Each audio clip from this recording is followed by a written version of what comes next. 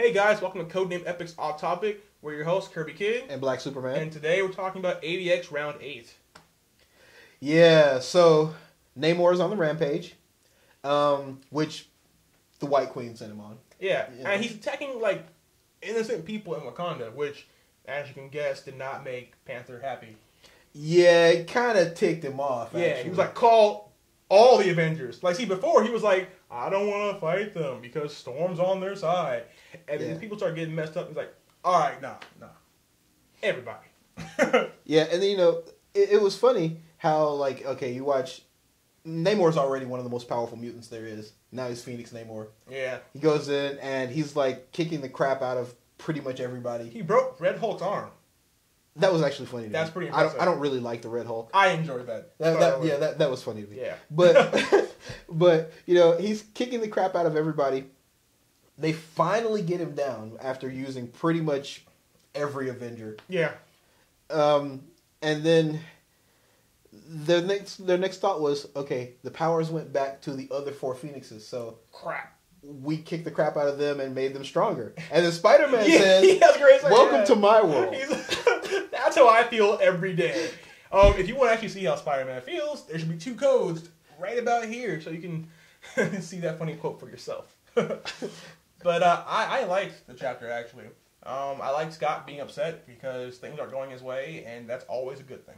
Yeah, I still want him dead. Okay, but that being said, a lot of people at Comic-Con wanted him dead. That's all they asked. They're like, so when you kill Scott Summers, can it be painful? It's like, no one likes you. No one likes you. Yes, I mean, your team doesn't even like you anymore. Not really. Okay, fine. I'm not really sure Namor ever liked you. Namor doesn't like anybody but himself. Yeah, Namor doesn't like anyone. He's Imperious Rex. And it was actually kind of funny for me to watch Namor get pounded. It really was. Yeah, I'm glad he finally lost. He was getting a little too arrogant. I like how the Thing at the end was like, he kicked him while he was down. I'm like, that was messed up. And he's like, that's because you're you. And I'm like, yeah, you deserve that. That's pretty much the only thing the Thing's ever done that I respected. Okay, now. Yeah, because the Thing is part of the Fantastic Fail. Yeah. But I mean, they were really depressed because it took everyone to take down one, and now they're all. And now the other 4 are stronger. I mean, because they'll probably be able to take Emma Frost. They'll probably be able to take Cyclops. Actually, I think Emma Frost will probably end up being one of the last 2. I don't know, because I mean, I'm pretty sure. Colossus should be the next one they go after. Colossus is going to be the. Oh my, yeah. They should have taken him out first. Yeah, they really should have. Because oh my gosh. He's got to be next. I mean, they got forced into this fight. It wasn't like they went searching for it. Right. They got forced into this fight. They can plan the next one. Yeah, they've got to go after Colossus next. Because if they're going to beat him, it's got to be now. Right, because imagine Juggernaut Colossus full Phoenix. Imagine that, and then cry yourself to sleep. No, but I think Charles Xavier is going to end this. Because he seems confident. I mean, he's dealt with Phoenix before, and he's like, Scott, shut it down, or I'll shut it down for you. And I'm like, Charles Xavier does not make empty threats. Like, he says it because he can do it.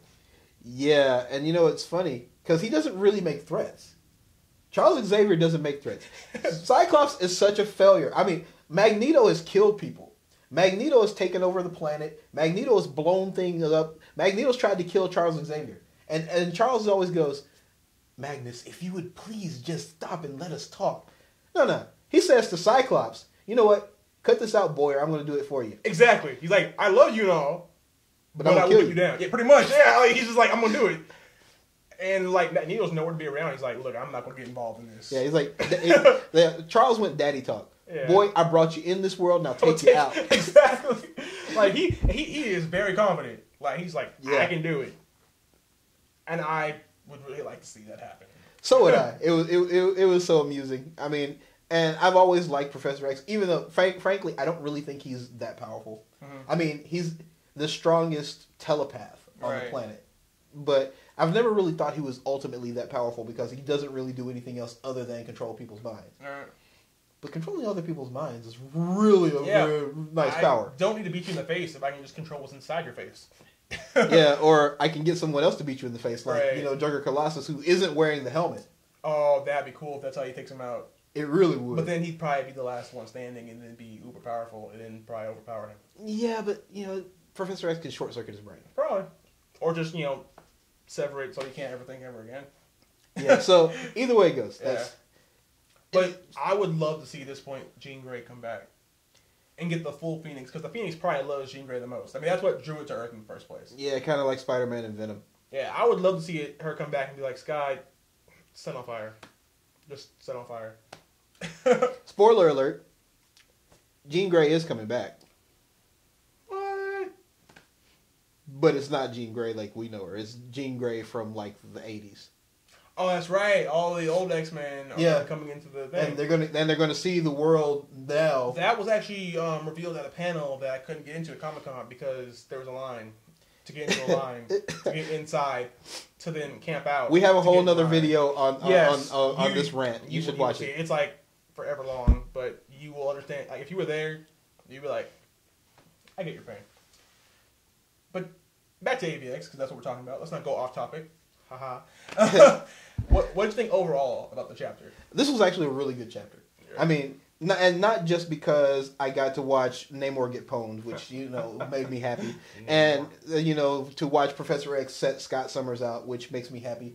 To see two people I dislike, one of them get destroyed and one of them get told he's a failure by his mentor, totally made it worth it for me. And then to watch as Emma Frost is basically playing everybody against each other. Whatever her end game is, I don't know, but I've never, she's not someone you could really trust. Ever. I mean, she's the White Queen. You could be married to her and have kids, and you still have to watch her. Yeah. So it's gotten interesting again. I'm still, I can't ever be on the X-Men side again because Cyclops is such a failure. Colossus is a failure because he's following Cyclops. And he has too much power. Like, I know I joke about having too much power is the right amount of power, but that's too much power. Like, there should be rules. Well, he has so much power that the fact that he's just standing there doing nothing is probably scarier. Right. Like when he fought Zax and all the other electric people, he just showed up and talked to them, and they were like, "All right."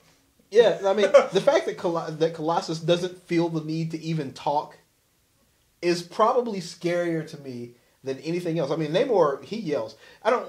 I've got this theory about things. Like, people who scream, I'm not scared of them because they're screaming because they want me to be afraid. Right. But the guy who's standing back staring at me, not saying anything, he worries me. Yeah. I mean, he could take out everyone else in the Phoenix 5 right now. Yeah, he could. And they couldn't do crap about it. They have to just lay down and accept it. Like, you're getting killed. And as he kills him, he gets stronger and stronger. I mean, you can't... He's too powerful. But... Now, if you read it or saw after reading the codes, you saw that the next chapter is called Last Avenger Standing, and it's a picture of Spider-Man. Because the Spider Force apparently is the only way to stop the Phoenix Force. Or the Dragon Force. Or the Dragon. One of the forces. I don't see how he's going to be the last one standing. I'm sure they'll write it in somehow. Because he's Spider-Man. Spider-Man just wins. Maybe this is how he'll be crowned the greatest hero. I don't know. But Spider-Man just wins. I mean, and it's cool and all, but Spider-Man acknowledges that he's nowhere near as powerful as all these people he's beaten. Yeah. I mean, like he fights the Juggernaut, and you saw last week's episode. He fights the Juggernaut, gets trashed, but he somehow manages to win. And this wasn't even like adult Spider-Man. That's 16-year-old Spider-Man. Yeah. So, I don't get how he's going to fight the Phoenix because, like, think about it. They get minor, mind abilities. They can move things and stuff. Why wouldn't they just? I mean, because everyone knows Spider-Man, like in the superhero community, they all know how he works. Mm-hmm. Could they just crush the web shooters and now you just have a really fast guy who you can beat up and baby shake to death? Well, I mean, now that they're going rogue, which basically they are, they may as well just go fry everybody. See, personally, the idea for me that you're still playing with these people makes no sense. If you're going to go and start a war. Just go irradiate and eradicate everybody. I think that's what Namor was doing, and they stopped him.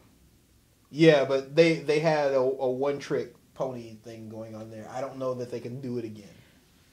I think they're going to need to call in some help from Jay Jaws there. It's time. It's time. It's time. Been because time. The power levels are too insane. Like, the only people who the Avengers have who even have a hope of standing in the same space or even in the same line as these people is Thor not holding back and the Incredible Hulk. And the Red Hulk, unfortunately. No. But Red Hulk is... Well, he gets hotter, and you're fighting people who are on fire. Yeah, shattered arm. I mean, if you got your arm broken by Namor, you can't... You're not good. Because he doesn't get stronger. He gets hotter. So he's at his normal strength. But you get Hulk and Thor, and you can just convince them to not hold back anymore. Because they're always holding back so they don't destroy the planet. I don't know why. But I think they could take them. I think Cyclops is going to end up being the last Phoenix standing. You know he will be. Hopefully he dies. I would love to see Cyclops as the Phoenix look Wolverine in the eyes and say, "You were right, please kill me." Yes! That would rock. Marvel, please do this. If that happened, it wouldn't redeem Cyclops for me. But just being able to watch Wolverine sink 3 claws into his gut would make this whole thing worthwhile. Or 6 claws, just make sure. Or one claw really slowly. Yeah, or cut his head off. Something good. So, yeah, on that note, we've been your host, Kirby Kid. And Black Superman. And thanks for watching, guys.